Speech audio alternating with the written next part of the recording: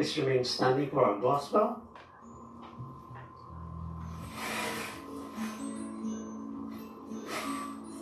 Nakikita niyo po ba?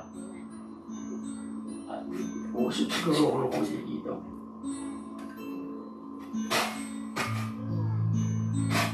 Our gospel today is taken from John 3:13 to 17. Jesus said to Nicodemus, "No one has gone up to heaven except the one who has come down from heaven, the Son of Man. And just as Moses lifted up the serpent in the desert, so must the Son of Man be lifted up, so that everyone who believes in him may have eternal life. For God so loved the world that he gave his only Son, so that everyone who believes in him might not perish, but have eternal life. For God did not send his Son into the world to condemn the world, but that the world may be saved through him." Brothers and sisters, the gospel of our salvation, to God be all the glory.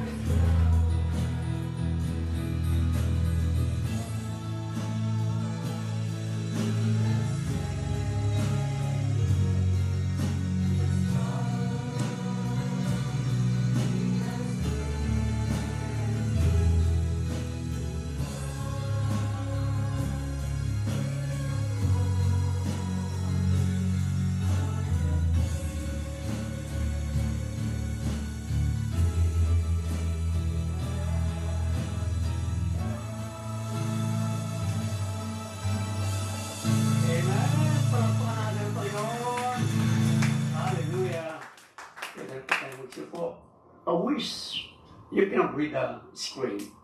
I just wish, but we'll try. We'll try our best. God so loved the world that he gave his only Son, that whoever believes in him should not perish but have eternal life. Good evening po, Alhambra. Tatlong beses na ako pumunta dito sa bahay niyo.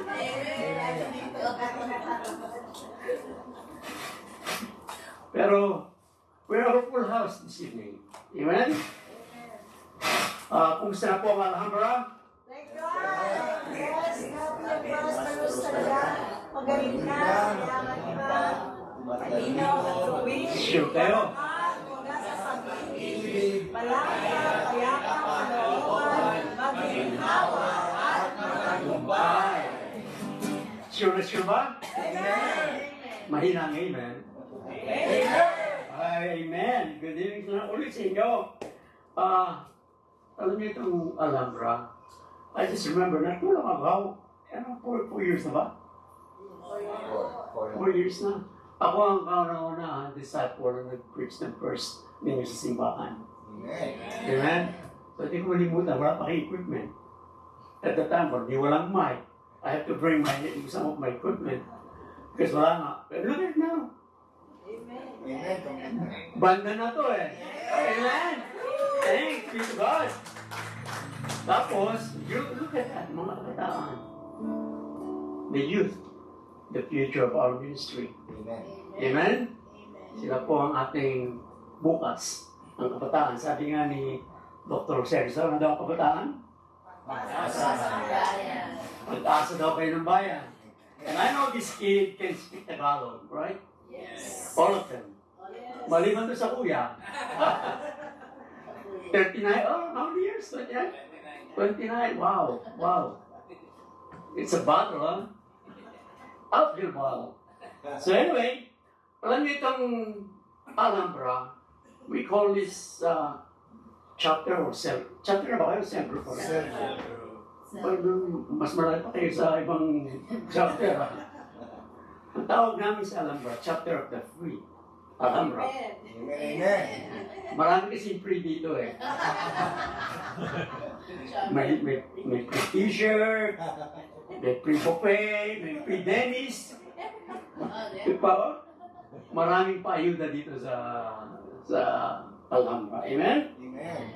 But one of the best free one, and I have to give recognition to this, are all of you. You know why? Taking your time in the middle of the week for the Lord. Free time for the Lord. Amen. In the middle of the week, you work today, you will be working tomorrow, and yet you give time, your free time to the Lord. Palakpakan natin ang Panginoon.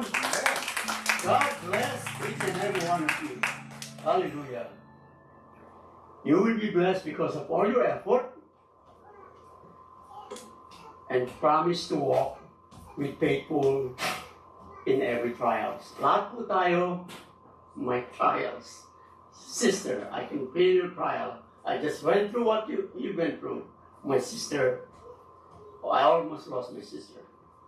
But God said, I will never abandon you Amen. if you remain faithful to me. Amen? Ito nga sabi ni Jesus, ni Lord, Yahweh Shaddai, Hebrew 13:5, I will never leave you nor forsake you. Ano kaya sa Tagalog ito? Makita ko sa Tagalog. Ano sabi sa Tagalog? Basahin natin. Hindi kita iiwan, hindi ka pabayaan man. Hindi kita pababayaan. That's a promise. Hindi kita pababayaan man.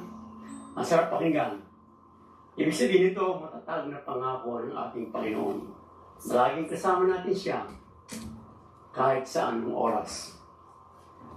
Kaya huwag kayo mapapagod. Kahit Huwebes, today is Thursday, tuloy ang papuri. Amen? Amen? Palakpan natin sa Lord. If you notice, we are still on liturgical calendar C. If those who are paying attention to our gospel reading.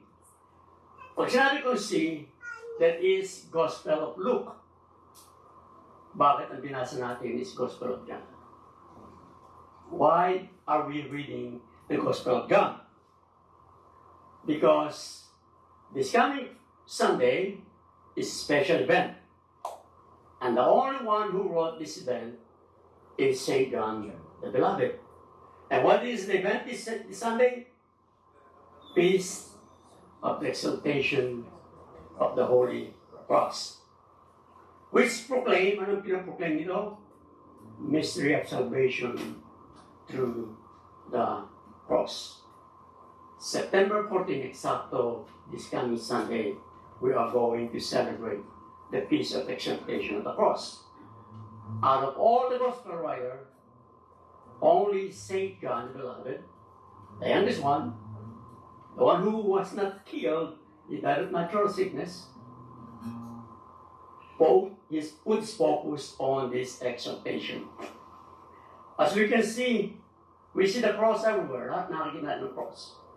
In the church, maski sa tattoo. We see cross everywhere. It's like a fashion and art or accessory. Lalo na sa kotse natin. But remember, brothers and sisters, Jesus did not die to match your outfit. He did not die to match your outfit. Cross is more than a decoration. It is a mark of salvation. Our reflection today, this evening, is from the teaching of St. Augustine. Kinuha ko po sa turo ni St. Augustine. Ang tawag po dito is Tractates on the Gospel of John. Focus si St. Augustine sa pagtuturo ni St. John. Meaning, ang ibig ko sabihin ng Tractates on the Gospel of John, deep explanation. Meaning theological understanding. Pero, dadahan-dahan po natin para maintindihan natin. Dahil medyo malalim ng konti. I-explain ko po na in layman's term para maintindihan natin.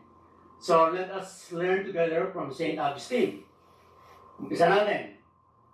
Christ's unique authority. No one has gone up to heaven except the one who has come down from heaven, the Son of Man. Tanungin ko kayo, has no one gone up to heaven? May nakapasok na sa langit? Ang sabi ni Jesus, no one has gone up to heaven. Ang tanong ko sa inyo, may nakapasok na ba sa langit? Only Jesus. Yes or no? Only Jesus. Yes, doesn't mean yes. Only Jesus. No, doesn't mean no. Not sure. How about hindi ka boboto? Let me explain this. The verse does not mean that no one has died and gone to heaven. It emphasizes that no human can ascend into heaven on your own. You cannot ascend to heaven on your own, but only through Jesus Christ. Only who believes in Jesus can be granted access to heaven. Human, tayo po, cannot ascend to heaven, never can ascend to heaven on our own power. Sa sarili nating kakayahan, hindi natin kayang umakyat sa langit. But only through the grace and faith in Jesus Christ. Example, ng mga naisip natin na pasok na sa langit. Mother Mary. Mama Mary. How about all the saints? How about the prophets? You may argue that human gone to heaven, sabihin ninyo mga propeta, before Jesus' time. They have gone to heaven before Jesus' time. Like Enoch, Elijah. Enoch was number one. He was favored of God. Elijah, Moses, and some of the other prophets. But remember, tandaan natin, Christ is not just a prophet. Hindi po propeta si Jesus. He is the eternal Word made flesh. Eternal Word made flesh. In the beginning was Word, the Word was God, and the Word was with God. Salita lamang. Alam niyo nung pupunta kami dito, I was deeply saddened while driving on the freeway. There's a big billboard. I don't know if anybody's seen this billboard. It says that Jesus is not God. Right in the freeway. Jesus is not God. And in the bottom, JW, whatever. That's Jehovah's Witness.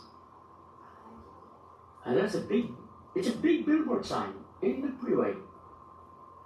And I told my sister wife, I said, she didn't saw it, but I saw it, I read it, and I told her, have you seen the sign? I said, what sign? So I told her about the sign. I was sad. They claim to be a religious ministry, a religious sect, but they said Jesus is not God. Sad. There will be account for what they say and believe. So let me explain about Jesus coming down from heaven. Come down. Remember what I said? In the beginning was Word, and the Word was God, and the Word was with God. Come down. When you say come down, refers to incarnation. And the Word become flesh. The Son taking the human flesh. That is when Jesus come down. Now, gonna Because they both happen. Cannot anticipate his ascension. Returning to the Father with his humanity toward his humanity because he became Son of Man and Son of God. So humanity is Son of Man, incarnated Son of Man, opening the ways for us to follow him. Saint Augustine beautifully said, he ascended in mercy, Jesus ascended in mercy, and he descended in mercy and he ascended in majesty. Number 2 on the top page. First, we talk about Christ's unique authority. Number 2, the lifting up of the Son. In verse 14, he said, and just as Moses lifted up in the serpent in the censer, so must the Son of Man be lifted up.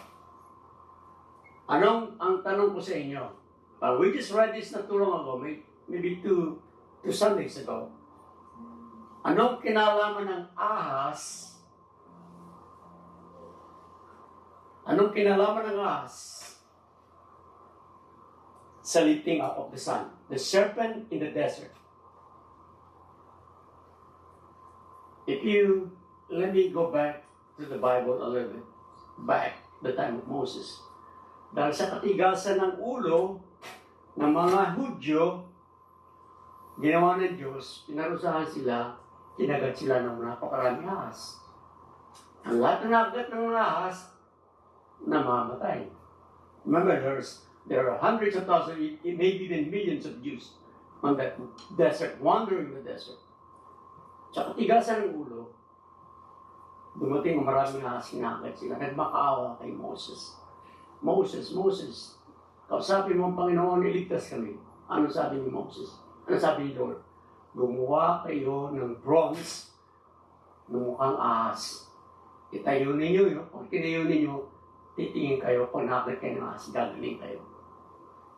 So, ang tanong, anong pinalaman ng ahas sa lifted up? I just said the answer. Pag itinaas ang ahas na bronze, gagaling ang nakagat. Gagaling ang nakagat. Anong kinalaman nito kay Jesus? Lifted serpent, sin, and death. Lifted serpent. Snakes were deadly and often represented danger and evil. When they are lifted, salvation and healing. Yung ahas na nasa lupa is the sign of death. Pag itinahas, salvation and healing. What's the analogy nito? Ano ang pagkakahalin tulad dito? Kay Jesus. The lifted serpent points towards the cross. It pointed towards the cross. Nang itaas si Jesus sa Kristo, Jesus bore the sin of the world. Inako niya ang kasalanan ng mundo. He became the source of life for all who look at Him in faith. Kaya nung nakita ko yung signboard, Jesus is not God, it really hurts me. Because Jesus sacrificed for each and every one of us. Amen? Amen. So it's like me coming in here to share with you this reflection about this gospel and exactly what I saw right there on the side of the freeway. Jesus is the source of life. Ang lahat ng tumingin sa itinaas na Kristo, nang may pananampalataya, sister, nang may pananampalataya nakita sa ulap, nang may pananampalataya, magtatamo ng kagalingan. Amen? It becomes healing. Likewise, Christ took the likeness of sinful Ano nangyari kay Jesus ng Sabado de Gloria? May araw, namatay ng Biyernes, inilibing ng Sabado, tahimik lahat. Anong ginagawa ni Kristo? Patay ba ang Diyos? That is the busiest day in the life of Jesus. Where was Jesus on Holy Saturday? Kinukuha niya lahat ng mga naiwan sa purgatorio para dalhin niya sa langit. Busy, according to the theology of Jesus, Christology, that is the busiest time in Jesus' life, saving soul on that Holy Saturday, bringing them up to God the Father. Amen? Amen. The point is, healing comes by faith on the crucified one. Healing, ang pagpapagaling daw, comes by faith in the crucified one. Number 3, faith and eternal life. Faith. On verse 15 it says here, so that everyone who believes in Him may have eternal lives. Ang tanong ko sa inyo, is salvation offered to everyone? Is salvation offered to everyone? Yes. Salvation is offered to everyone. But it is a rational belief, trusting in Christ. Kung maniniwala ka, hindi naman laging lahat automatic. Kung maniniwala ka, accepting His identity and relying on Him for salvation. Sabi ni St. Augustine, looking at the serpent with the eyes brought physical healing. This is the people in the desert. Looking at Christ with the eyes of faith brings eternal healing. When I say eternal healing, maaaring hindi ka gumaling dito, pero in eternity, you will be healed. Amen. Kasi ang tao, marami tayong hinihiling sa Diyos. Each and every one of us, marami tayong ipinagdarasal. Kadalasan, we ask for healing. Gumaling. Lalo na medyo nagkakaedad na tayo, may sakit ng tuhod, may sakit ng likod. Pag-gising sa umaga, hindi makatayo. Alam niya, eto na, magdadasal lang, Diyos ko, pagalingin mo ako. Sounds familiar? Ganon tayo. Ang akala natin, pag hindi tayo gumaling, right away, nauna, hindi tayo pinakinggan ng Diyos. Yun ang nasa isip natin. Pero ang sabi ng Diyos, hindi ko kayo iiwan o hindi pababayaan man. Sinagot ba kayo ng Diyos? Hindi kayo gumaling. Amen. Hindi kayo gumaling, sinagot ba kayo ng Diyos? Amen. Iba ang It is spiritual insight. It is spiritual. This is physical. When you said healing, what is more important, this or there? Kasi akala natin, God never listened to our prayer. That's what we thinking. Hindi ako sinagot ng Diyos. Mahina ako sa Kanya. But it's spiritual healing. The one that each and every one of us will face someday. Amen. Wala po tayo. Lahat po tayo ay may expiration. Remember that. And what is more important when the time comes? The spiritual healing. Ang sabi nga dito, St. Augustine, perceiving Christ is not just physically, but with faith allows one to experience deep, lasting healing emotional, and spiritual. Mga kapatid, yung mga sumasakit ng mga tuhod natin na hindi akala natin hindi pinapagaling ng Diyos. Brother, buti pa may masahista. Nakakaingit. Amen. Sister White, mamaya ha? Masakit yung tuhod ko. Ano ang sabi dito sa Tagalogin natin? Basahin mo, brother. Ang pagkilala kay Kristo hindi lamang sa panlabas na anyo, kundi sa pamamagitan ng pananampalataya at nagbibigay daan sa tao na maranasan ng malalim at pangmatagalang kagalingan emosyonal at espiritual. Pangmatagalan, everlasting. Hindi temporary. Yung sakit natin, temporary lamang. Kaya yung ating mga dasal, akala natin, hindi pinapakinggan, binabaliw lang ng Panginoon, isang temporary. We will come to pass. Amen? Amen. It's a reminder that faith transforms perspective into restoration. Faith is not just intellectual. Ang paniniwala po ay hindi lamang sa ating kaisipan. It's act of heart. It is act of heart. Para lang mga kapatid, wala tayong may tatago sa Panginoon. Amen? Ang pananampalataya hindi lang pag-iisip o paniniwala, kundi isang tunay na kilos ng ating mga puso.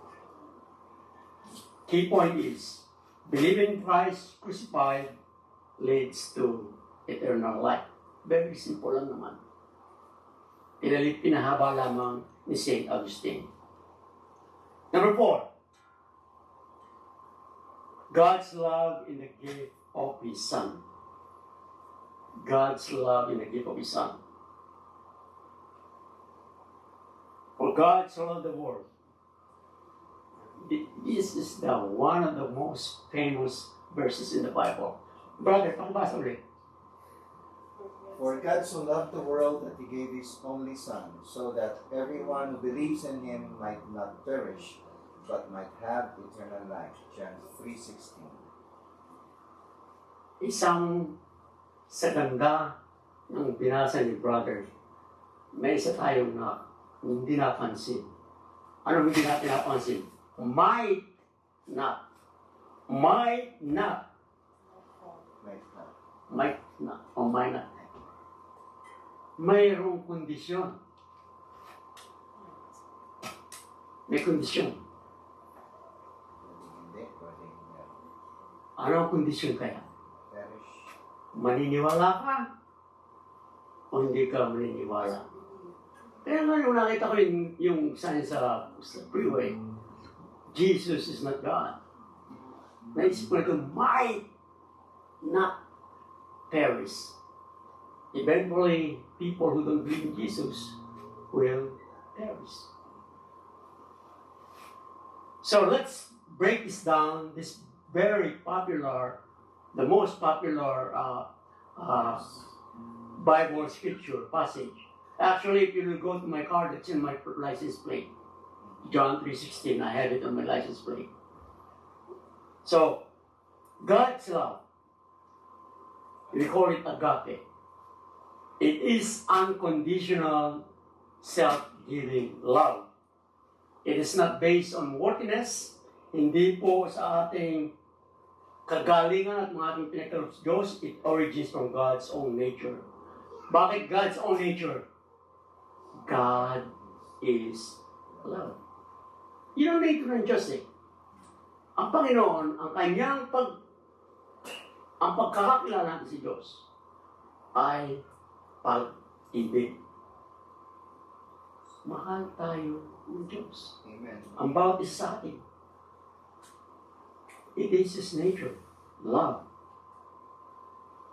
The love is cosmic and personal at once. Pag sinabi personal, individual.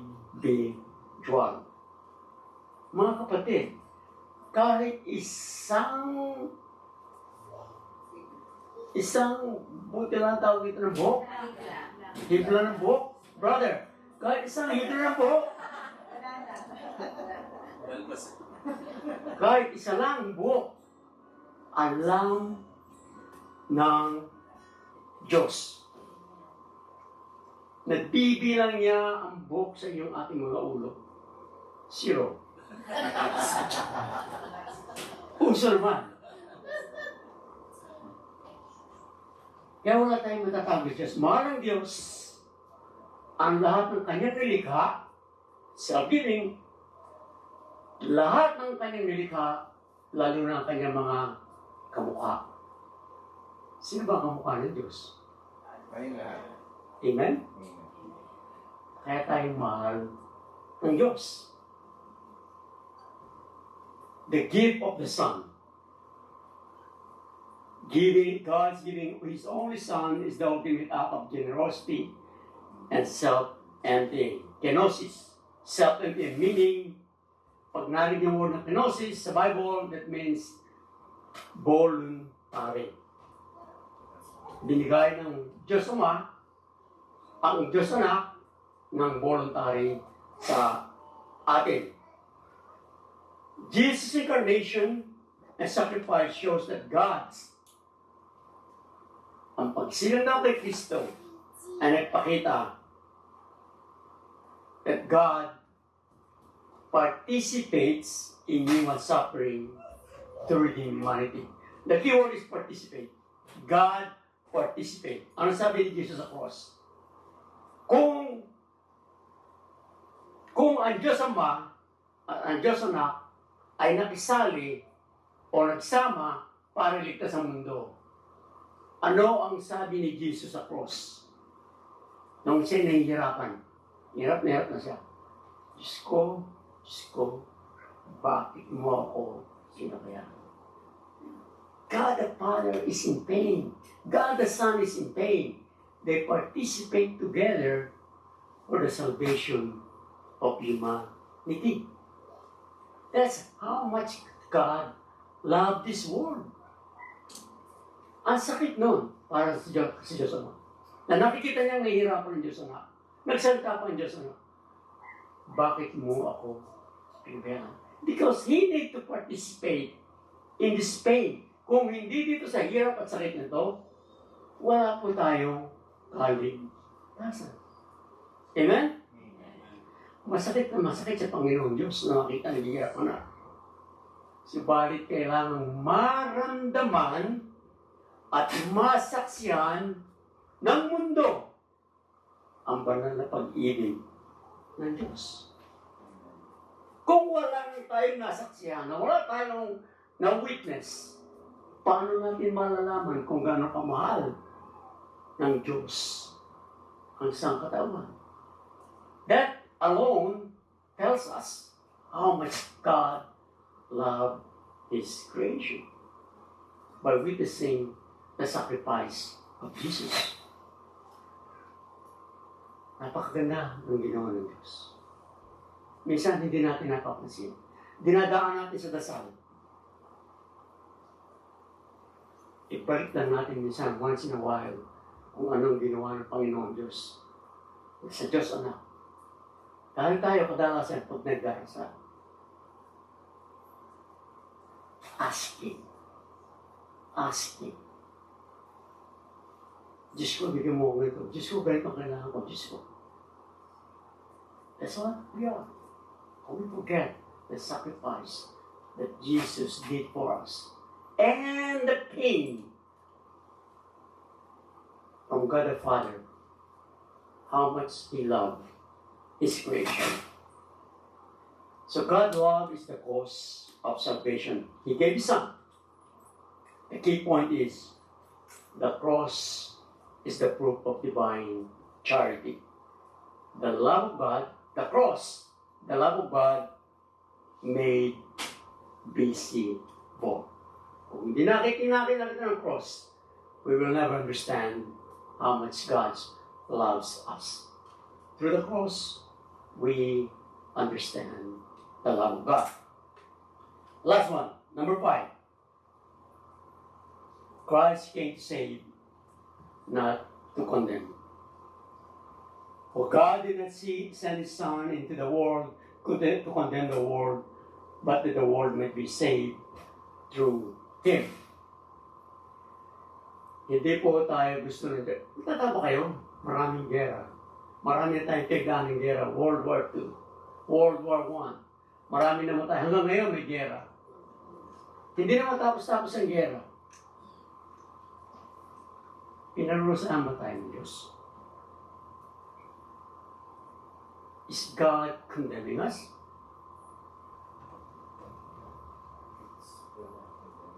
It's the consequences of human sin.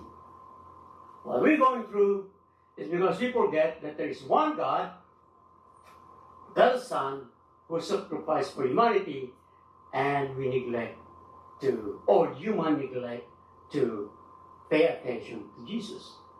That's why we have wars. Gusto ba ng Diyos na magkaroon tayo ng gera?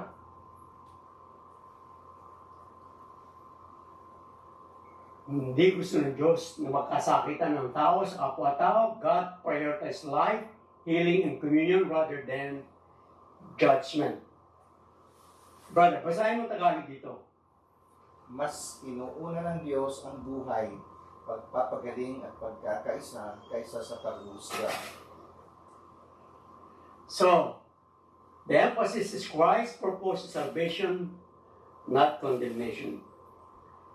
Sino sa inyo ang gusto matikman ng langit? Nauna.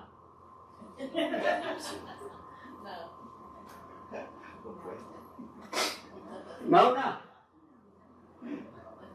Gusto nyo matikman ng langit? Alam nyo yung mayayari pagka sinabi nyo na gusto nyo matikman ng langit.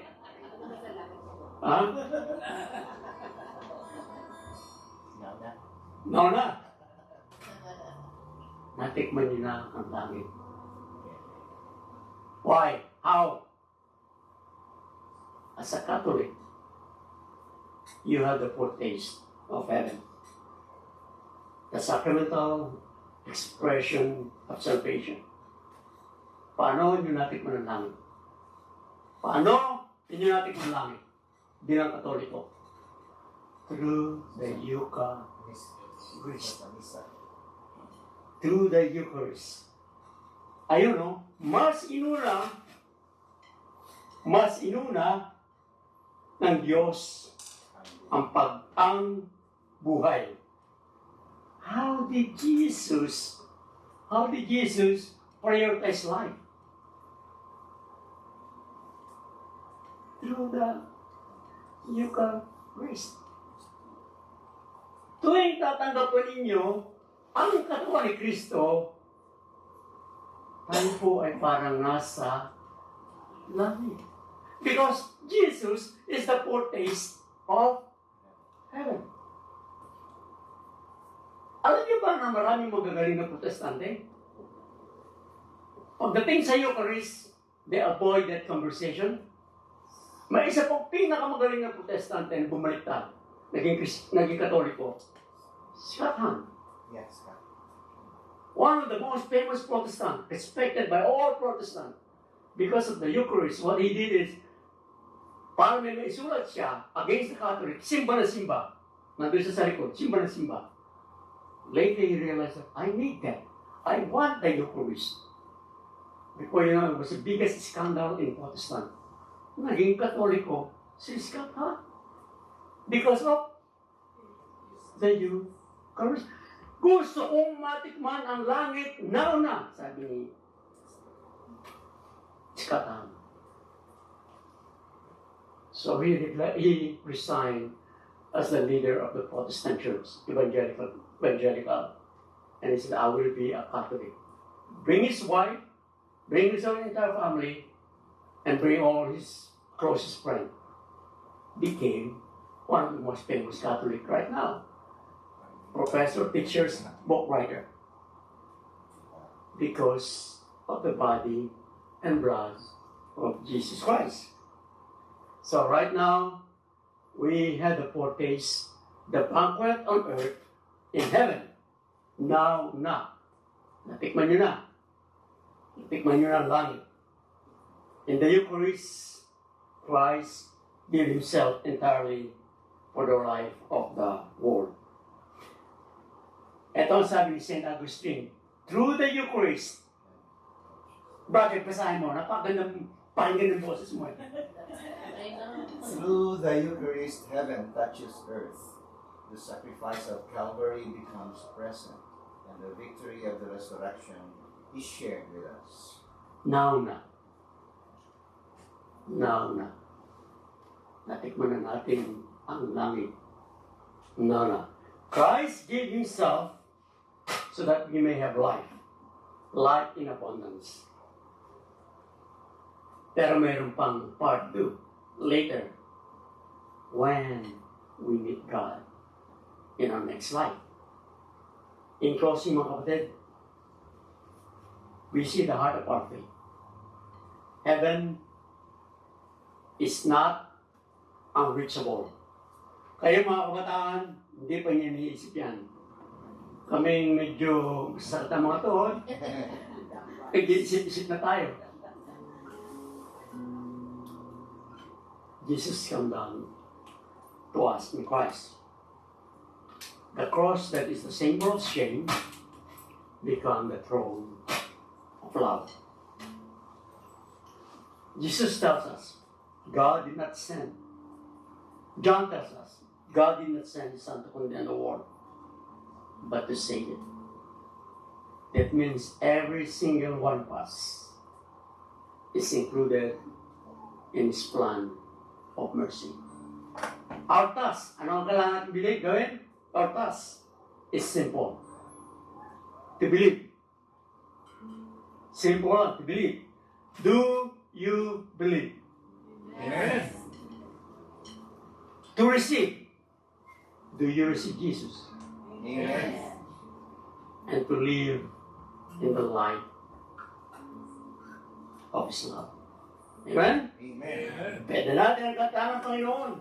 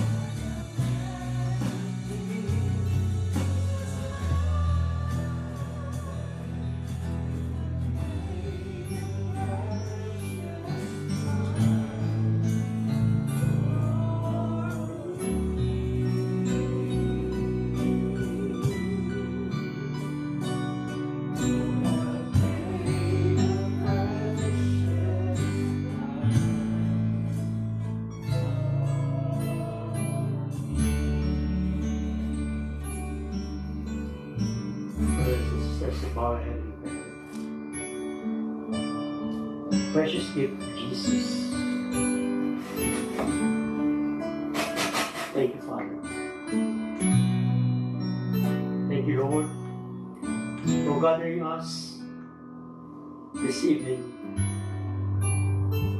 in your presence in our Kawali.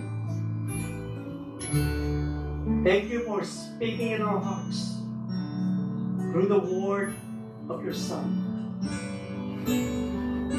Thank you for the promise that whoever believes in you will not perish, but will have eternal life. Jesus, what a wondrous gift of mercy. Lord, as we leave this gawain, may we carry with us the transforming power of your love. May the cross of Christ be our strength in our weakness, our light in the darkness, and our hope in our trials. Let the memory of your mercy guide our steps, and with the joy of your promise of eternal life sustain us each day. Send us forth to live not for ourselves, but for Christ, sharing Jesus' compassion with our families, our communities,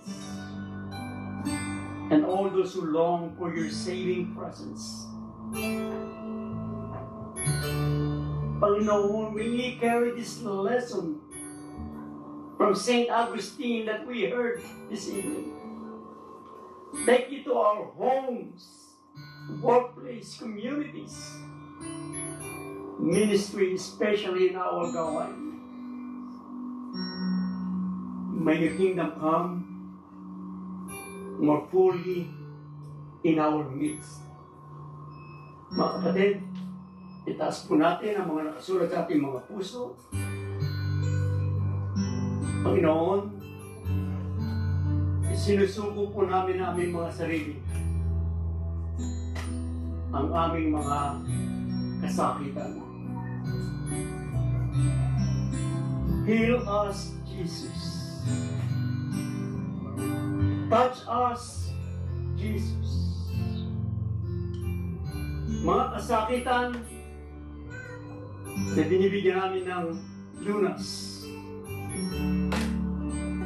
But Jesus, you are the greatest physician, Jesus. Sakit ng ulo, sakit ng paa, sakit ng katawan, mga sakit, internal problems, sakit sa puso, sakit sa baga, arthritis, at ang lahat ng aming mga nararamdaman, Panginoon, Jesus, touch us. Heal us, Lord Jesus. Panginoon, sinusuko namin ang aming mga pamilya, ang aming mga mahal sa buhay, ang aming mga anak, magulang, kapatid, mga apo, saan man sila naroon, Panginoon, abot sila ng aming mga dasal. Sinusuko namin ang aming mga problema, all our problems, finances, our works, our anxieties, our conflicts, family misunderstanding, Lord, our complacencies, ang aming panghihina, especially sa aming gawain, Panginoon, isinusuko namin sa inyo. Strengthen us. As we go forth from this gawain, let the grace be more deeply embedded with us and with each and every one of us. so that we may become true disciples, so that we can carry this, our Gawain El Shaddai ministry, throughout the world. May our lives bear witness to the hope that until the day we share fully in the heavenly banquet, we will be with you and you will be in our midst. We pray this in the mighty name of Jesus. Amen. Amen. We pray this in the mighty name of Jesus. In the mighty name of Jesus. Amen. Amen. And amen.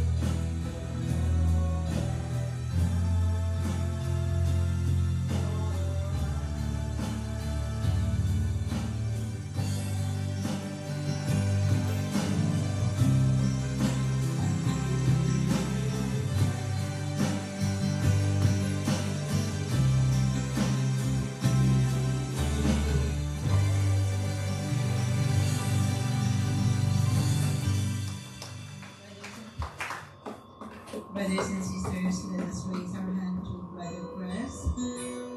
Most gracious Father, we lift up to you Brother Press, his entire family and loved ones.